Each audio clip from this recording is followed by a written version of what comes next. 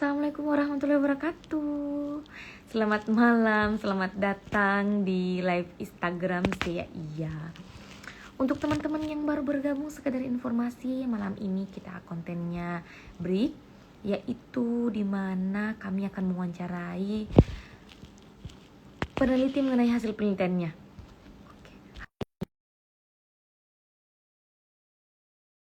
Imam Dedikasi, kakak psikologi angkatan 2019. Sudah dicoba bergabung?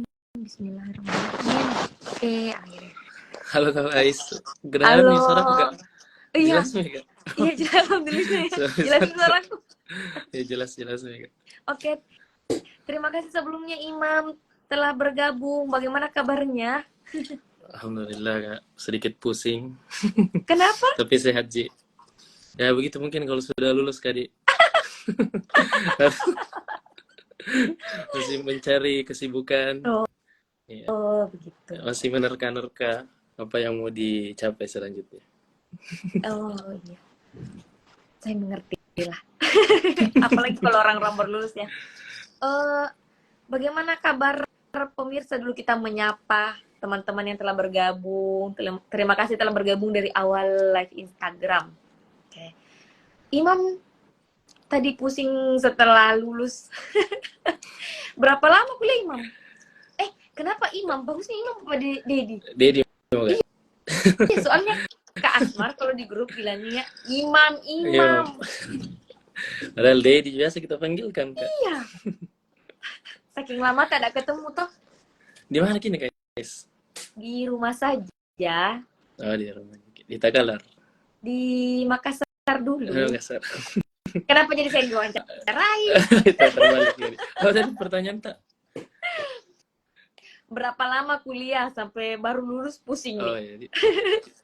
3 tahun 11 bulan kayaknya Kak. Mau Masya tahun kuliah. Allah. Lama Kumlot ya? Kak. Iya masih, alhamdulillah masih dapat kumlot Kak. Alhamdulillah. Dengan IPK 4,4. Bos. Lega-lega ada itu anu Kak. 3,56. Ya. Tak ampun, pas lah, perusahaan akan menerimamu. Sayangnya sekarang, belum fokus ke sana. Kemarin wisudanya di bulan berapa? Bulan September minggu pertama kan. Kan 2 kali kalau September. Oktober, Iya. November. 2 Berarti kali. baru 1 bulan. Baru 1 bulan.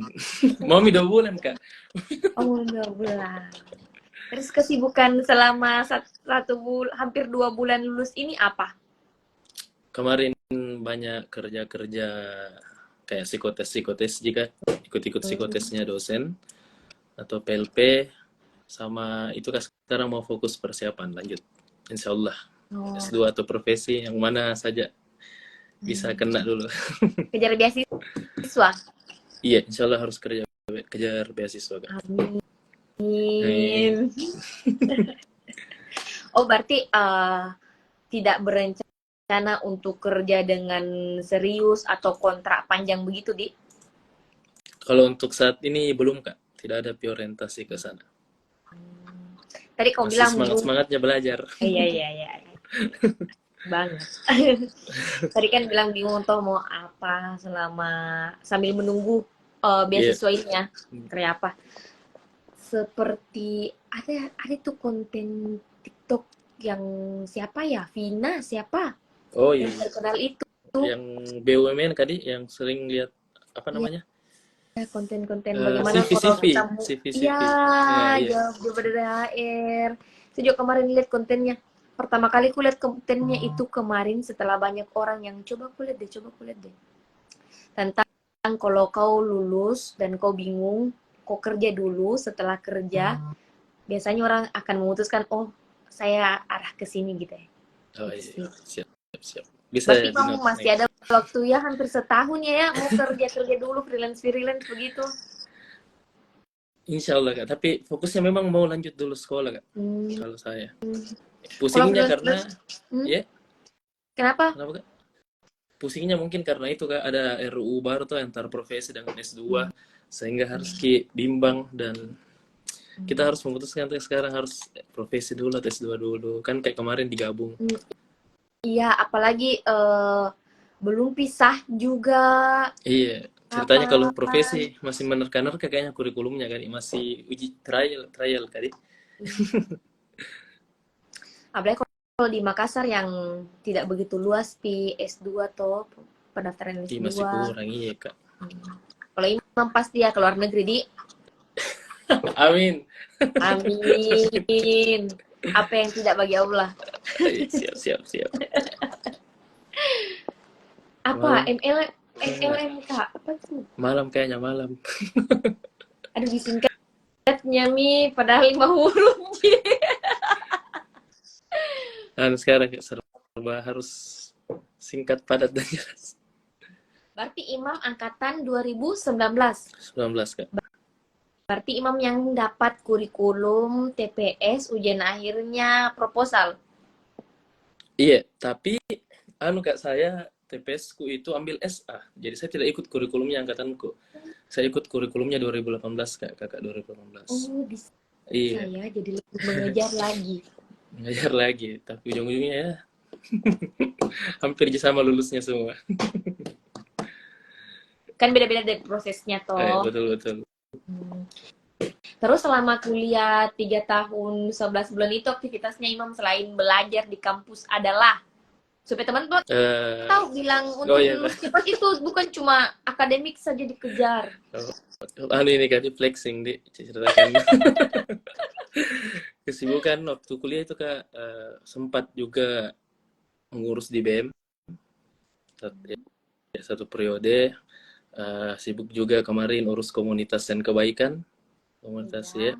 volunteering seperti itu. Sebenarnya lebih fokus ke volunteering dulu, semester awal itu saya lebih ke volunteering, periode akhir pertengahan itu baru masuk BM. Setelah itu baru fokus ke lomba-lomba juga. Jadi waktu Oh. itu lomba jadi selingan juga di antara sibuk volunteering, sibuk juga dengan eh, organisasi dalam kampus. Dicoba semua di segala Iya, mumpung masih muda aktivitas kan. yang dilakukan. Itu di BEM apa? Jabatannya kak? Ih, Ya, kalau mau kau sebut jadi jabatan kementerian mau apa yang mana-mana yang kamu pede saja sebut. kemarin anu kak, jadi wakil Wakil apa? wakil wakil presiden Oh, BEM kak. oh, pantas Kak Moni Kayaknya dipaksa semua. sebut. Mahasiswa sibuk sekali ternyata. Dulu sekarang nggak sibuk nih kak. Selama di psikologi, kan biasa kalau kuliah gitu, kita tahu ini kita sukanya mengarah ke psikologi mana, Ya, sosial kah, politik, oh ke arah mana? kalau saya pribadi mau klinis kak, insya Allah. Padahal sudah jadi volunteer lama, ternyata bukan psikologi sosial minatnya ya. Iya, banyak yang mengira saya sosial, gitu, pendidikan. Padahal kita mau Sombong klinis. lagi. Iya, banyaknya penonton tak kali. Luar Ini biasa memang sih, ya. ini teman Bangga saya. Instagramnya semua, Dedi guys. Oke, terus ya pasti pada umumnya orang akan pikir kamu sosial karena dari aktivitas-aktivitas selama jadi mahasiswa toh. Jadi ini judulnya, apakah judul pertama atau pernah ganti variabel? Disebutkan dulu judulnya Oh untuk teman-teman yang iya. menonton. Jadi judulnya itu kak, pengaruh regulasi emosi terhadap agresivitas berkendara pada mahasiswa pengendara sepeda motor. Berangkat dari keresahankah atau dikasih idenya? Kalau idenya kak berangkat dari keresahan sendiri sebenarnya. Jadi kalau ini judulnya kak, awalnya ini kalau kita mau jujur, ini dari semester 1. Ini judul KTI ku kak. Masya Allah. Ini judul KTI ku. Saya ingat sekali yang ngajar kak itu Hari Buniar sama Kak Wilda. Terus beliau juga yang jadi pembimbingku, Bu Niar. Terus pengujiku Kak Wilda. Ini KTI Jadi masuk lagi di kuanti, kuali, apa segala macam. oh tidak kak, Oh tidak. tidak. Saya tidak lanjut ke situ. Iya, saya beda lagi waktu kuanti dan kuali. Jadi KTI itu hari saya keresahanku sebenarnya karena saya terlambat masuk kuliah, Kak. Jadi langsung KTI saya kaget. Saya cari judul sambil, kenapa kayak bagus ini agresivitas berkendara. Saya sering lihat bagaimana kondisi-kondisi seperti itu di jalan tuh, Kak. Terus lama Kak berpikir waktu itu pemilihan judul, atau biasalah mahasiswa Kak cari inspirasi jalan naik motor. Tiba-tiba teringat kemarin kayaknya pernah meneliti sesuatu yang berkaitan dengan berkendara deh. Pernah kayaknya ambil judul yang hampir sama. Akhirnya saya ingat, saya punya KTI agresivitas berkendara. Seperti itu Kak. Jadi keresahan itu ya kembali. Berarti ini tidak, biasanya kan orang dari kuanti atau kualinya berlanjut lagi ke TPS. Ya biasanya orang begitu Kak, tapi saya agak menyimpang mungkin langsung KTI. Kosakata ada menyimpang, padahal sebenarnya mau menyombongkan diri, guys. Jadi dari keresahan, ini apa? Kuali ya? Apa ini? Kuantitatif Kak. Kuanti. Iya. Dan di kota Makassar. Di kota Makassar Kak. Iya sih, karena beberapa toh kakak iparku yang bukan orang Makassar, terus ke Makassar, saya tanya apa yang culture shocknya di Makassar, dia bilang memang berkendaranya. Kira akan agak barbar kan Makassar kah, keras kah suaranya tuh orang Makassar kan pada umumnya kita taunya orang Makassar keras gitu, ternyata enggak berkendaranya. Makanya pas saya kajili-jili bahasanya kayak saya ini deh, kayak mau tahu kenapa dia bisa resah. Terus bisa ceritakan bagaimana dari keresahannya sampai jadi judul dan di ACC. Oh iya Kak. Jadi kan selama tinggal di Makassar kan saya memang hobinya naik motor Kak. Saya suka riding santai. Nah, apa sih yang motor-motor hitam apa? Oh, Vespa Kak. Anak pundak apa? Pundak. Aku pundak. Apa ya? Lanjut dulu, Bang. Jadi sambil ingat. Iya Kak, jadi ada memang motor-motor klasik lah Kak di rumah. Jadi sering kan naik motor-motor begitu. Terus kan kalau naik motor kayak begitu biasa, saya cenderung santai Kak berkendara, dalam arti yang menikmati perjalananku. Nah, dari posisi itulah ketika saya sedang menikmati perjalanan, kadang di lampu merah atau di kondisi-kondisi macet dan sebagainya, atau dalam kondisi di perjalanan itu sendiri, seringkali Kak temui orang yang berkendara, khususnya pengendara motor, itu dia ugal-ugalan.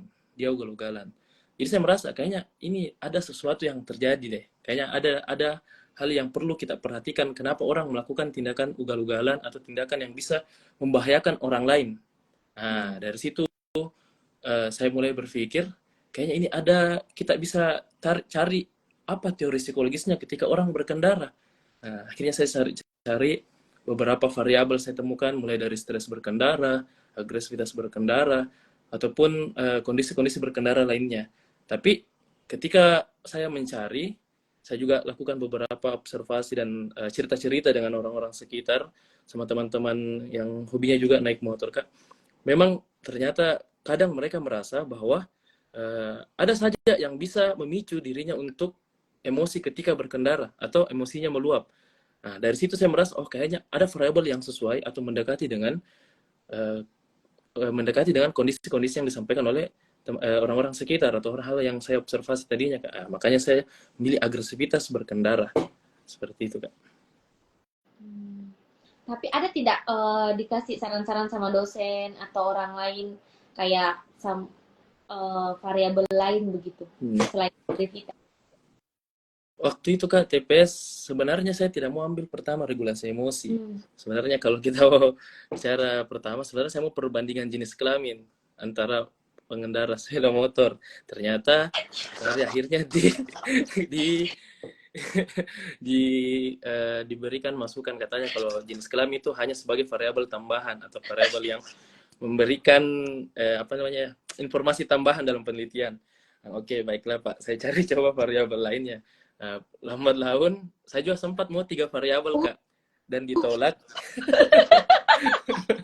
Ditolak bukan karena kurang, tapi dia bilang nanti PDS2 atau intinya selesaikan dulu skripsi yang baik, skripsi yang selesai. Ya, benar. Gitu, Kak. Jadi tidak boleh terlalu idealis dulu S1 katanya.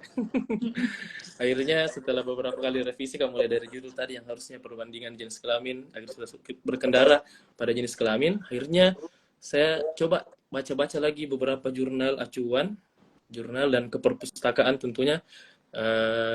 Akhirnya saya dapat, oh kayaknya ini salah satu variabel yang bisa saja mempengaruhi agresivitas berkendara adalah bagaimana seseorang mampu meregulasi emosinya. Nah, di situ ini juga Kak berpikir Kak, oh di situ juga dapat Kak deskripsinya Kakak.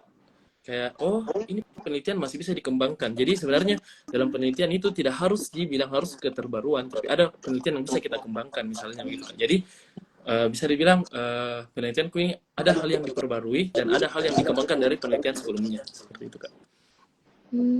Pernah kasih dapat kalimat siapa ya yang bilang itu? Selama masih di bawah matahari, tidak ada itu sesuatu yang baru. Tinggal bagaimana kita perbaharui nih. Betul, gitu. betul. Itu yang bilang kok tadi mau perbandingan jenis kelamin. Saya saja perempuan, kalau di jalan pasti bilang, awas perempuan itu yang bawa mobil, awas perempuan itu yang bawa motor. Kenapa ya? Mungkin karena budaya yang kalau lihat biasa perempuan pelin-pelan di jalan, apalagi ibu ya, kemana belok kemana. Jadi sebenarnya ini juga yang kan sebenarnya penelitianku ini khusus ke laki-laki saja. Nah, di sini saya dapat fakta baru. Ternyata yang cenderung melakukan agresivitas berkendara itu laki-laki, Kak. Terus saya bertanya, kenapa perempuan tidak? Ternyata setelah saya cari tahu, perempuan cenderung bukan agresivitas, tapi perempuan itu cenderung dia tidak tahu aturan. Maksudnya dia belum memahami aturan secara penuh. Jadi karena tidak pemahamannya tentang aturan-aturan dalam berkendara, mereka cenderung tidak tahu menempatkan ketika sedang berkendara. Seperti begitu, Kak. Saya juga tuh merasa mungkin belakangan baru memperhatikan Kak di jalan, karena selama ini jalan saya cuma menghayal dan memperhatikan kayak langit yang indah. Bangunan-bangunan banyak tinggi. Pengguna jalan yang tahu saja bawa kendaraan tapi nggak tahu jadi pengguna jalan. Nah, kayak kalau kau dari lorong harusnya kau yang mengalah. Nah, betul Kak. Kan kalau belok harus ada jedanya sedikit, lihat kanan kiri ya. Itu Kak. Makanya kalau lampu merah berhenti. Bukan memaksakan diri. Kalau orang sen kanan belok kanan. Apalagi sekarang saya lihat itu di petarannya yang ada tuh tilang elektronik. Oh, tilang elektronik, iya Kak. Nah, yang saya sebagai pengguna jalan Petarani setiap hari minimal 2 kali, sering Kak mendapati remaja karena masih pakaian sekolah ya. Iya. Bonceng 3, tidak pakai helm dan dada-dada. Seolah-olah di foto itu di tilang-tilang di jalanan itu. Jadi saya bilang, bergaya Megadi.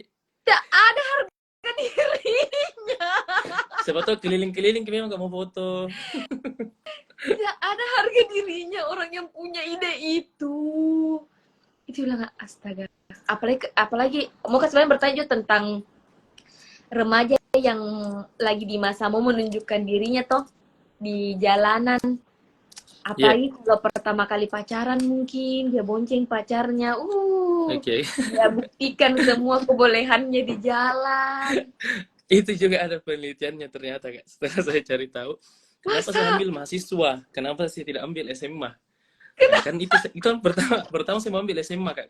Kenapa saya ambil SMA? Kenapa saya ambil? Nah, setelah saya cari tahu, memang banyak penelitian tentang agresivitas berkendara itu cenderung siswa sekolah. Tapi setelah kita pikir kembali, kenapa harus siswa sekolah? Padahal secara aturan memang siswa sekolah belum punya SIM. Berarti sudah melanggar. Satu kali. Pertama dia sudah melanggar. Siswa sekolah rata-rata belum punya SIM. Terus yang kedua, kemampuan emosinya belum stabil. Atau belum stabil atau aman lah kemampuan regulasi emosinya. Sehingga memang siswa belum bisa langsung jadikan penelitian karena dia sudah otomatis berarti kemampuan regulasi emosinya rendah gitu kan. Cenderung pasti itu tadi dia akan show up, dia akan tunjukkan kemampuannya ugal-ugalan di jalan karena dia baru dapat kondisi-kondisi yang seperti itu, baru dikasihkan pertama kali motor dan sebagainya, dia mau lihat ke teman-temannya, dia apalagi dia punya lingkungan yang mendukung bersama teman-temannya Kak. Seperti itu. Inta oke, mau saya tanyakan tentang regulasi emosi. Oh ya, bicara tentang regulasi emosi, kan ada aturan ya, kalau orang punya SIM bisa jadi pengguna jalan itu di umur 17 tahun. 17 tahun, ya. tahun karena dianggap emosinya sudah matang. Tapi setelah saya belajar psikologi, ternyata usia mental dan usia kalender itu berbeda, apalagi kemampuan emosinya. Jadi sekalipun umurnya 17 tahun, kalau dia ke usia mentalnya pun di bawah, kemampuan emosinya juga tidak bagus, ya susah pula sama ya. saja. Iya kan? Sempat Iya, Kak. begitu. Karena di petaran itu semakin malam semakin, ya Allah, Wih, banyak remaja-remaja sekali ini. muncul kejadian-kejadian yang bisa saja, siapa tahu teman-teman ada yang mau meneliti psikologisnya, bisa itu kan berawal dari observasi. Asik, asik. Kan maksud tuh anti mainstream sekali nih judulmu, karena orang tuh biasanya, saya juga pas kulit ini judulmu terus kau bilang kamu mengarah ke klinis, kayak gimana? Klinis biasanya kan orang kalau klinis lebih ke klinis judulnya toh. Iya. Ya, sebenarnya Caranya, Kak, itu tadi muka cari judul klinis, tapi kayak resah Kak juga. Kenapa kayak mau sekali Kak teliti kini, jadi kayaknya harus Kak jadikan kini penelitian pertama aku deh. mumpung masih dasar di desa tuh. Iya, sedasar. Terus dari pas pengambilan tunggu dulu.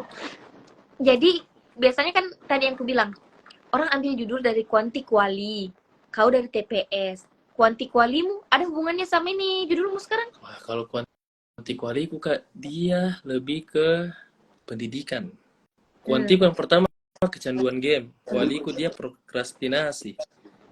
Oh, banyak nih untuk judul skripsi itu. Iya. Lebih Jadi baik kayak minimal. kayaknya jenuh nih. Kayaknya terlalu banyak nih.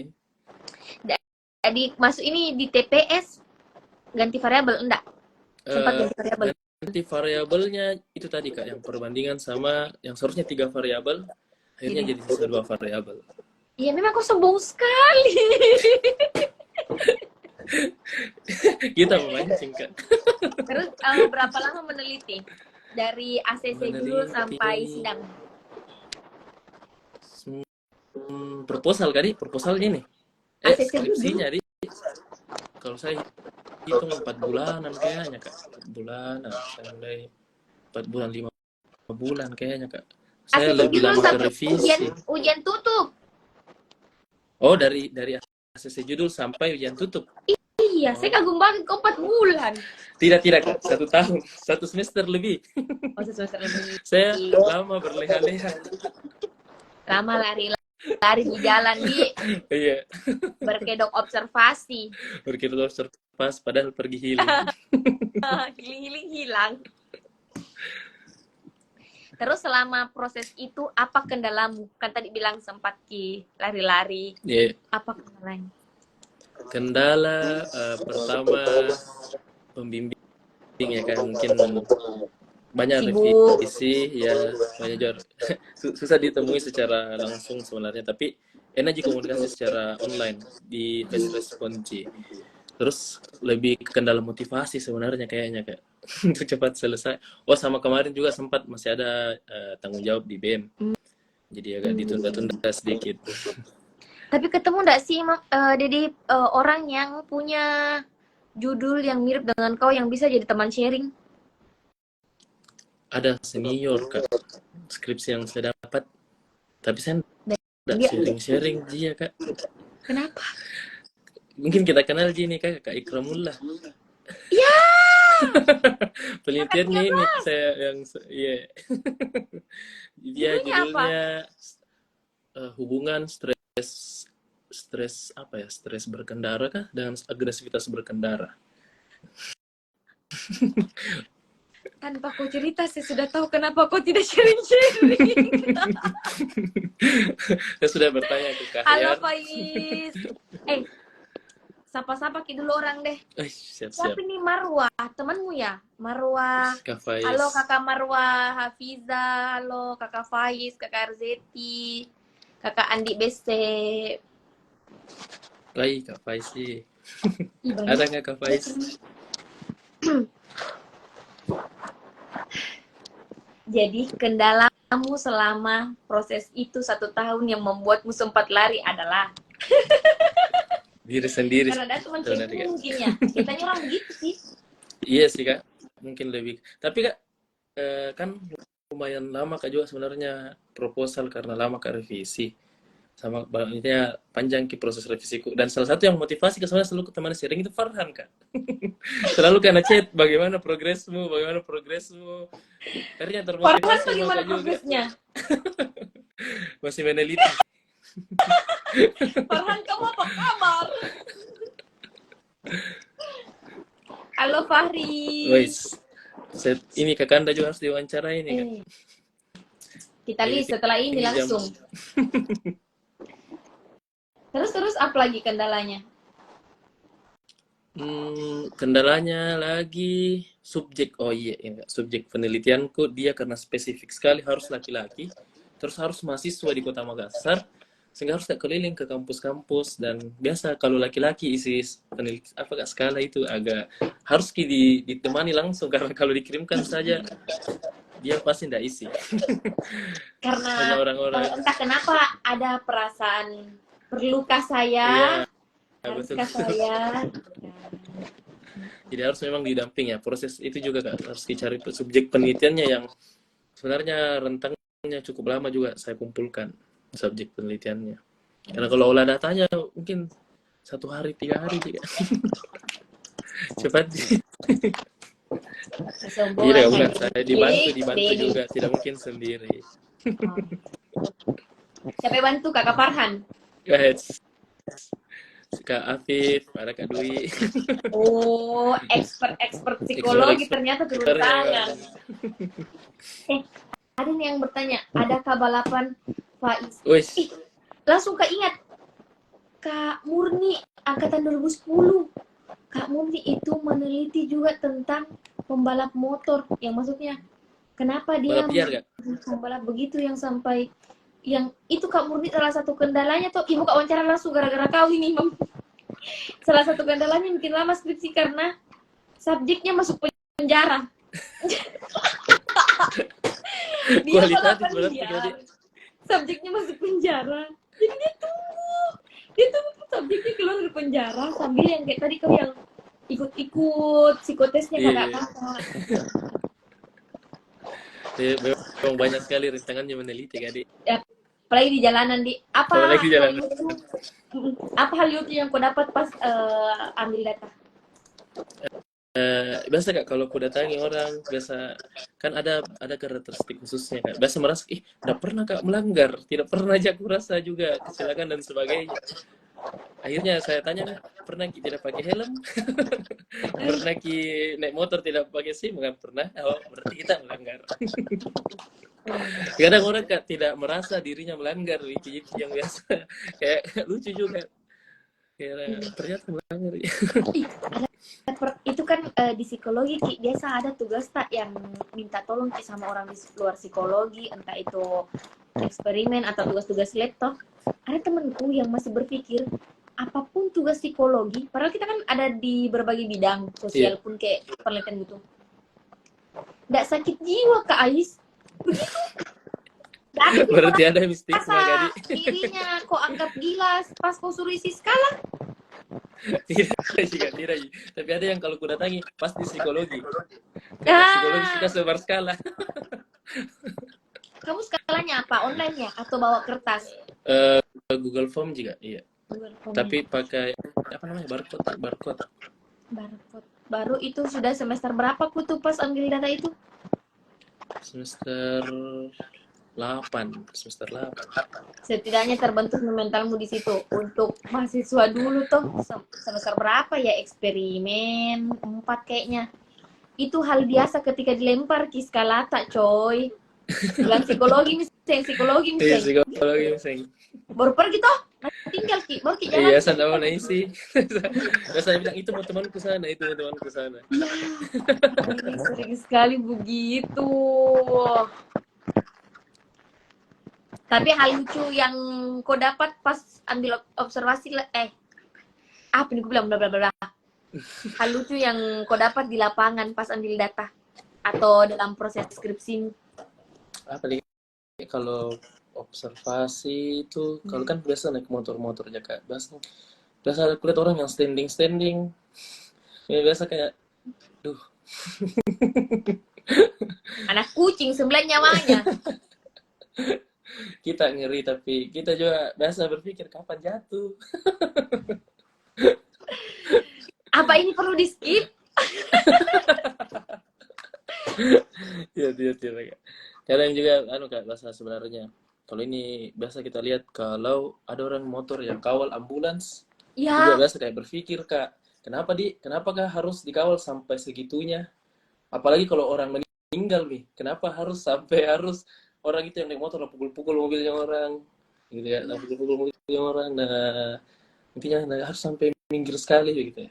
Apalagi pengguna jalan yang itu ikut jadi belakang ambulans dan bukan keluarga Ya, anak mau cepat. bukan keluarganya, Ya, yang semua buru-buru. Kayak ramenya. gitu-gitu pintu biasa kayak yang bikin kayak, aduh apa ini di apa nak pikir itu ya? Itu yang bikin penasaran biasa apa di kira-kira. Kok Seru kayaknya diwawancarai. apa? Pak berhenti gitu loh, kenapa kita pukul mobil Pak? Gitu loh. Aksidental tuh Kak. Ya Allah, kenapa begitu? Eh, apa yang mau kutanyakan? Apa kriteria partisipanmu Oh ya. dan berapa banyak partisipanmu? Kalau kriteria yang pertama dia harus mahasiswa yang berkuliah di Kota Ya. Makassar, laki-laki Kak. Mm-mm. Terus dia harus pernah Lakukan pelanggaran. melakukan pelanggaran lalu lintas atau kecelakaan lalu lintas. Karena salah satu apa namanya orang bisa dikatakan agresivitas ketika dia pernah melanggar atau dia pernah mengalami kecelakaan lalu lintas. Dan sepeda Ini muncul motor, Afif, pengendara sepeda yang motor. manisnya Kakak Dedi. Makasih Bedeng Afif telah membantu mengolah data. Kita sebagai Kak. Expert.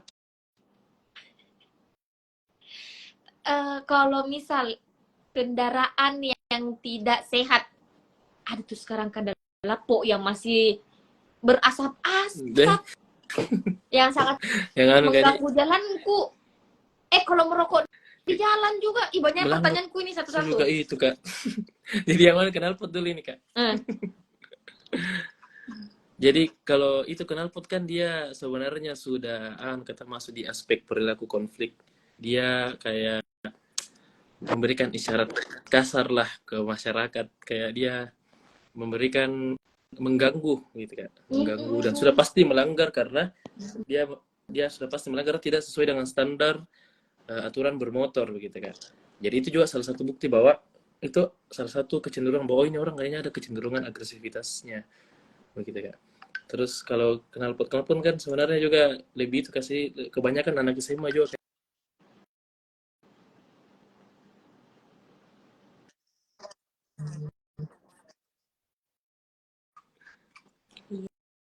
Lebih banyak pekerja-pekerja tahu atau terus itu juga lah dari konteks itu yang merokok berkendara itu masuk pelanggaran juga tuh. Pelanggaran juga itu Kak, ada undang-undangnya bisa dituntut. Astaga, saya polisi kan semua itu. Biasa kalau ditegur lebih sangar dari kita Kak. Iya, berbahaya nah. Jadi emosi kita bahas ini, Iya, regulasi emosi. emosi ini. Mengganggu dia Kak, mengganggu ketertiban jalan. Iya, tapi itu juga yang salah kalau dia bekerja sebagai ojol. Oh iya Kak. Iya sih. Harusnya aku kasih bintang 1 yang begitu, Dik. Oh, ada pernah kita dapat. Kenapa kita tegur? Karena posisinya pulang kerja Kak dan capek Mak. Tidak ada nih tenagaku untuk berkelahi. Mungkin dia itu proses regulasinya mungkin juga kali karena capek di jalan. Iya. Apalagi kalau orang jam pulang itu pasti kena jam macet, klakson di mana-mana. Rasanya ingin terbang. Iya. Afif tahu apakah korban tabrak termasuk agresivitas Kak? Kan korban.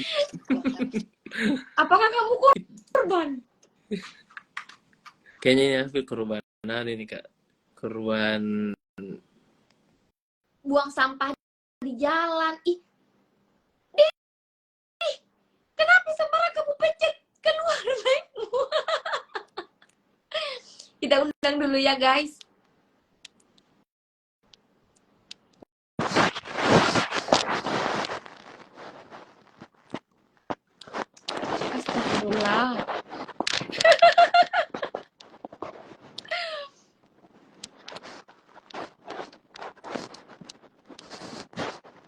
sekarang nih.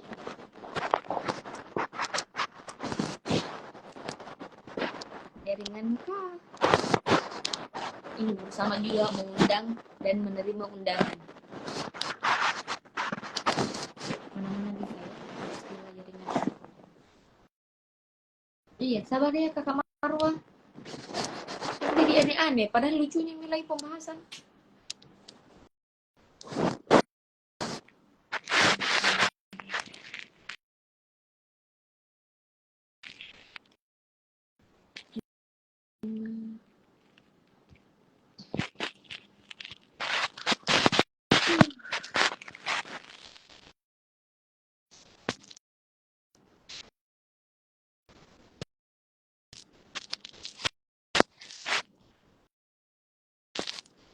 Terlempar kakak.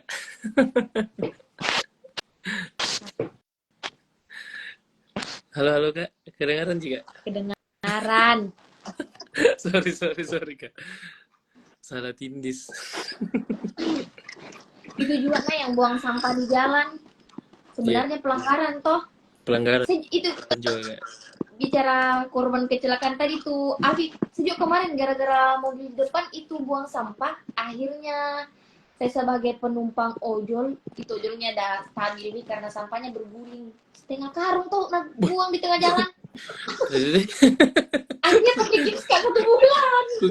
kukira botol air minum juga, ternyata karung. Karena aku ingat itu di mobil saya tuntut nih pakai gips kan 1 bulan. Oh itu yang kemarin kak kita tadi. Tangan. Enggak kak. Oh tangan. Siapa yang kaki nih? Ya bisa Banyak itu ini kak. kerjakan sekarang. Apa nih tadi saya mau tanyakan gara-gara aku keluar dari langsung hilang. Untuk teman-teman yang mau bertanya boleh di kolom komentar, nanti dibacakan pertanyaannya. Terus Dedi,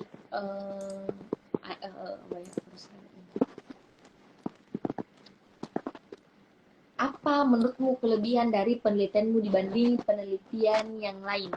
Atau ini penelitianmu salah satu yang baru di Makassar? Karena kan ada banyak yang meneliti ya, apalagi dalam konteks psikologi. Mungkin kalau konteks ilmu lain ada kapanya.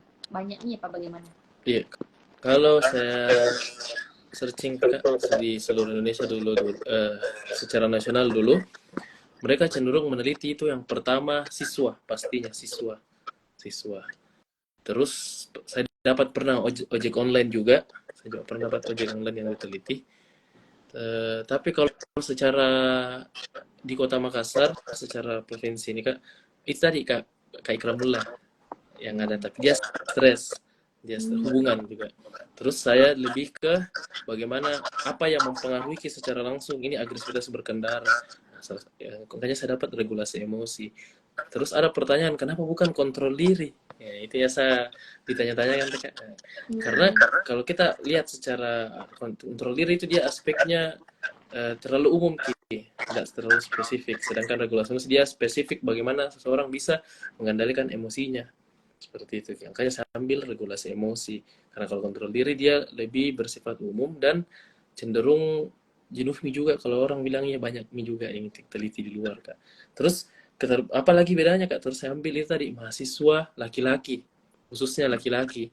Karena memang secara data laki-laki yang paling banyak berkendara motor dan mengalami kecelakaan secara langsung dan pelanggaran dibanding perempuan.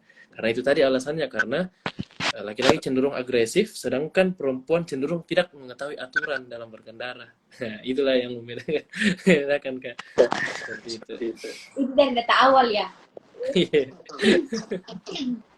Iya sih, memang perempuan nggak tahu ki aturan di jalan tuh.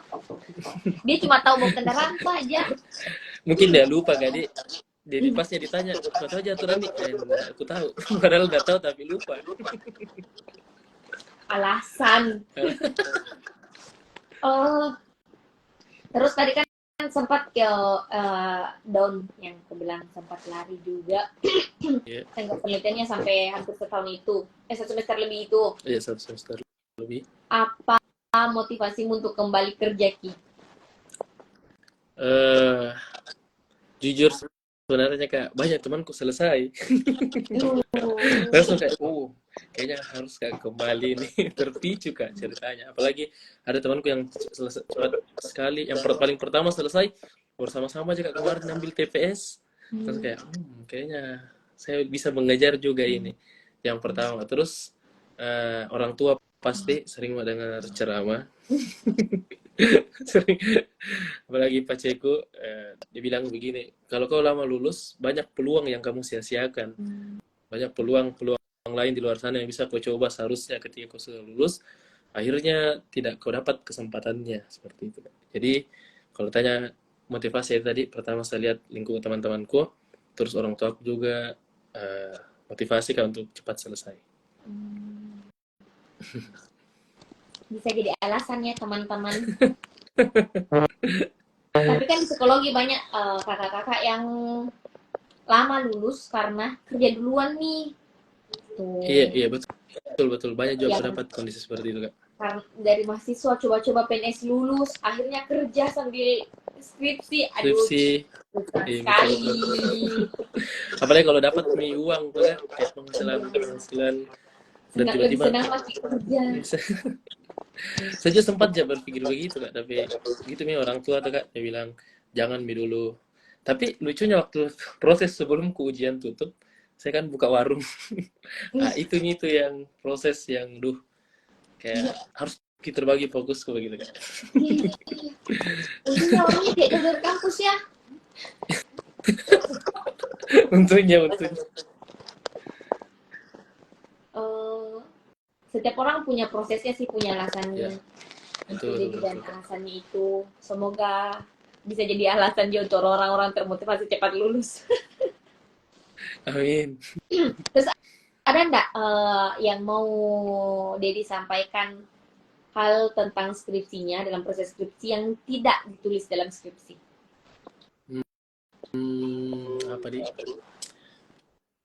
Lebih ke pengembangannya sih mungkin Kak. Mungkin banyak variabel-variabel seru sebenarnya yang bisa dikaitkan dengan agresivitas berkendara. Yang mungkin kayak blind spotku sebenarnya selama ini kayak yang kita bilang tadi, buang sampah, merokok dan sebagainya.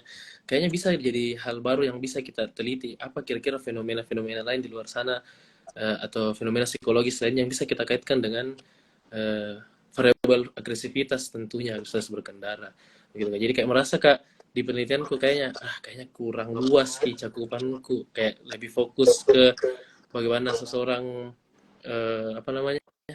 berkendara secara ugal-ugalan, klakson dan speeding, mengebut dan sebagainya. Ternyata masih banyak blind spotku yang seharusnya bisa lebih seru penelitianku. Jadi kalau ditanya apa yang banyak sekali sebenarnya Kak. Tapi itu tadi mungkin blind spot itu atau hal-hal keterbaruan itu yang bisa jadi pengembangan untuk penelitian apalagi di variabel-variabel khususnya agresivitas berkendara seperti itu kan. Tapi pernah nggak Dedi observasi pengendara sebagai penumpang ojol? Kan ojol sekarang sudah ada di mana-mana. Iya. Kalau observasi secara langsung tidak, secara khusus untuk khusus observasi itu tidak pernah Kak. Mungkin lebih ke kalau lagi duduk-duduk di jalan lihat orang naik ojol, tapi kalau secara khusus mau diperhatikan udah pernah. Kayaknya itu bisa juga jadi salah satu blind spot ya. Saya itu tidak tahu bawa kendaraan. Jadi saya punya sejuta cerita tentang bagaimana ojol yang kayak kenapa ini? Termasuk yang dia tidak sadar dia menerima penumpang 1 jam lebih Kak menunggu, dan dia kayak, hah, ternyata ada penumpangku menunggu, baru dia barombong, coy. Jauhnya kan. Banyak lah yang begitu. Ada juga yang banyak lah, gue cerita-cerita di jalan. Coba tuh teman-teman Ide penelitian ini. Asik. Saya mungkin tidak tertarik ke situ, saya lebih mau sama anak-anak saja. Siap. Ini saran untuk teman-teman yang sedang mencari judul atau variabel. Kalau misalnya mau juga tertarik dengan tema yang sama dengan Dedi. Kalau sedang cari judul, pertama banyak-banyak membaca tentunya, harus banyak literatur. Terus jangan langsung menentukan bahwa sesuatu itu langsung masalah, tapi coba didiskusikan dulu, diperbanyak lagi literaturnya, lebih banyak lagi observasi ke lapangan dan sebagainya. Karena saya lihat Kak sekarang kenapa orang susah meneliti, apalagi di musim-musim teori seperti ini susah cari judul, karena dia langsung menentukan masalahnya, tidak mencari dulu apa masalahnya sebenarnya.